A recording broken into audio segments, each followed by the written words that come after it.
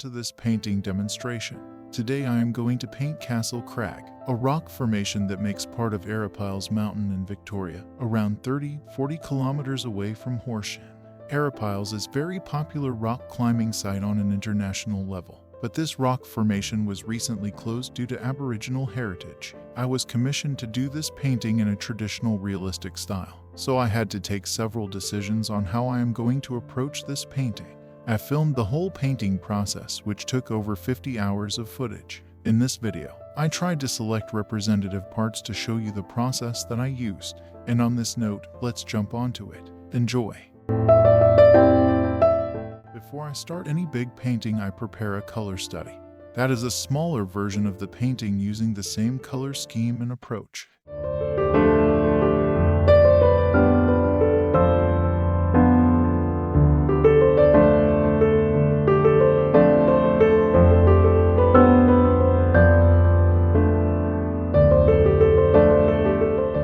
To start with, I wanted to tone down the surface by applying a very thin layer of transparent paint.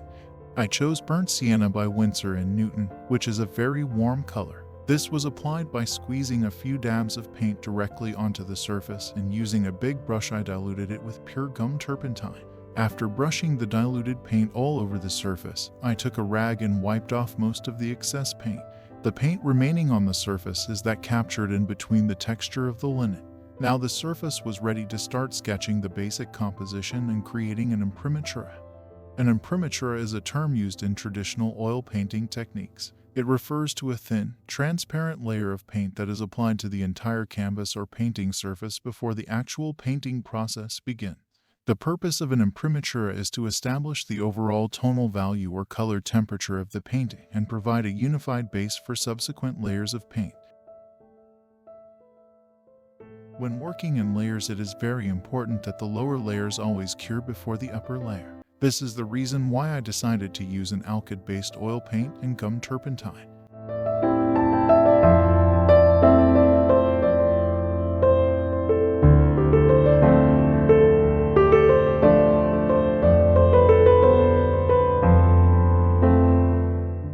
Using the same diluted paint, I started blocking in the main shapes in the painting, always focused on composition and the tonal range. At this stage, I was more focused on the light, middle, and dark tones. The full range of tones will be developed during the next stage, or the Grisaille.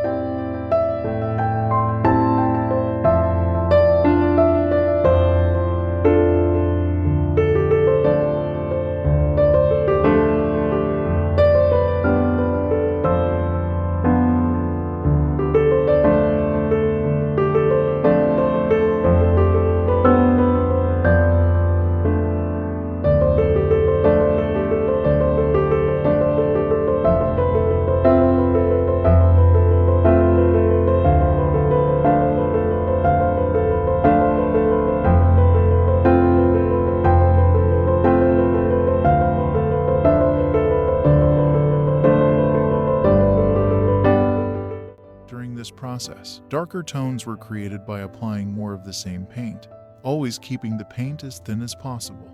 Middle tones were created by rubbing off some of the paint using a rag, while lighter areas were created by applying gum turpentine and rubbing off with rag to expose more the white surface.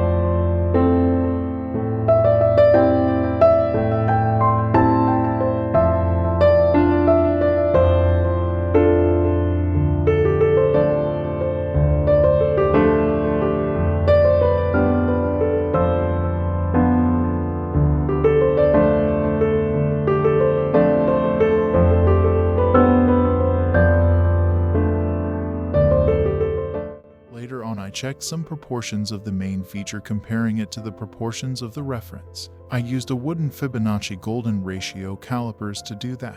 To my surprise, I found out that naturally the proportions of the rock corresponded with the golden ratio. The golden ratio, also known as the divine proportion or phi, is a mathematical ratio that has been of interest to artists, architects, and mathematicians for centuries. It is often represented by the value approximately equal to 1.618. In the context of art and design, the golden ratio is believed to possess aesthetic appeal and visual harmony. It is often associated with balanced and pleasing compositions. The ratio can be found in various aspects of art, architecture, nature, and even the human body.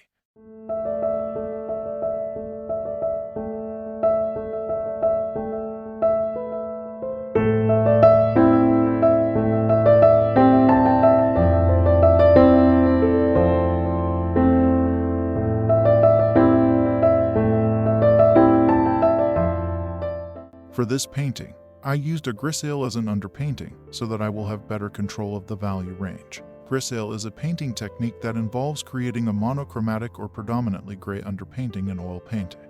The term Grisaille comes from the French word for gray. Grisaille allows the artist to focus on the values and the form of the subject without the distraction of color.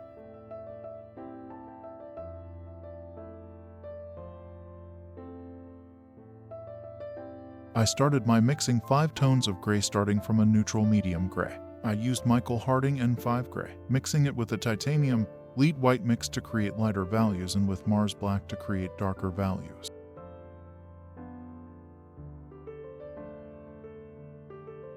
One of the most important things to keep in mind is that the lower layers of paint have to dry and cure before the upper layers, to ensure that I mixed my paint with Liquin Original. Also, both lead white and Mars black are fast dryers and very flexible. I usually premix 5 different shades of gray, and then the intermediates will be mixed with the brush on the canvas.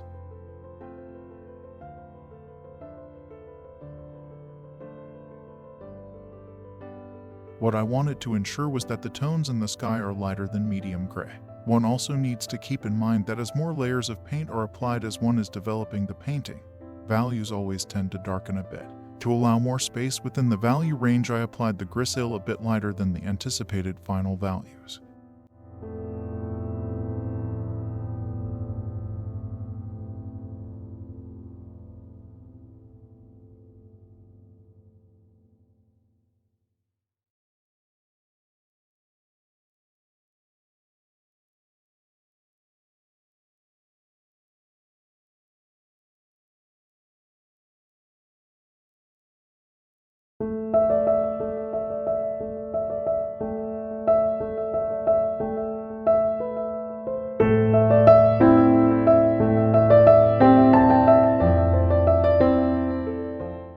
I began painting the sky and the backdrop land features with the gray paint, always working my way towards the foreground.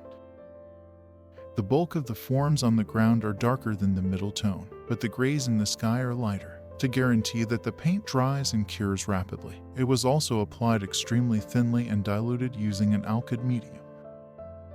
The alkyd medium adheres to the surface well and forms a very robust layer after it dries. Since most of the lighter layers are nearly transparent, the warm undertone is able to be seen through.